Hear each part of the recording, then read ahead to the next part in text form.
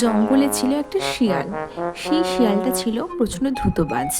সে সবার সাথে কথা বলতো, কিন্তু কাউকে কোনো খাবার দাবার কিছু দিত না। একদিন এমন হলো যে সে নিজেই খাবার দাবার কিছু খুঁজে পাচ্ছিল না।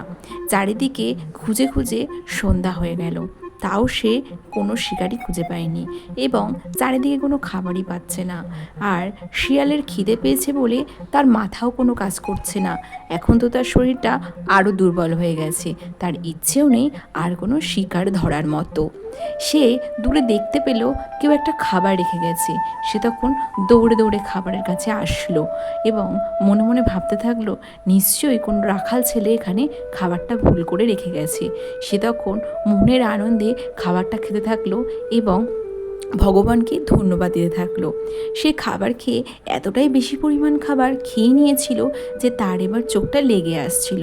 সে তখন আকাশের দিকে তাকিয়ে পাখি দেখতে দেখতে সে একটু একটু করে তার ঘুমও আসছিল।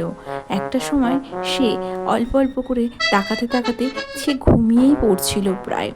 হঠাৎ করেই সে দেখতে পেল সে যেন আর উঠতে পারছে না।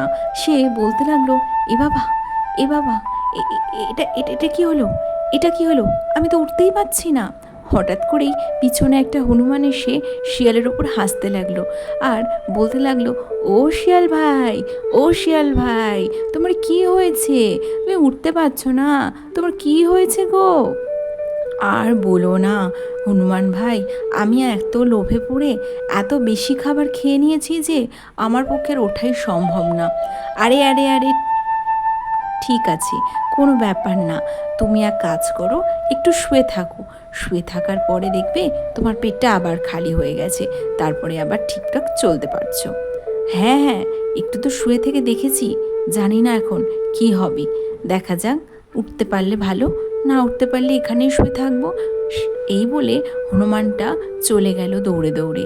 শিয়ালটা তখন মনে মনে ভাবতে লাগলো, না, এবার একবার চেষ্টা করে উঠে দেখি। বাবা, উঠতেই পারছি না যে।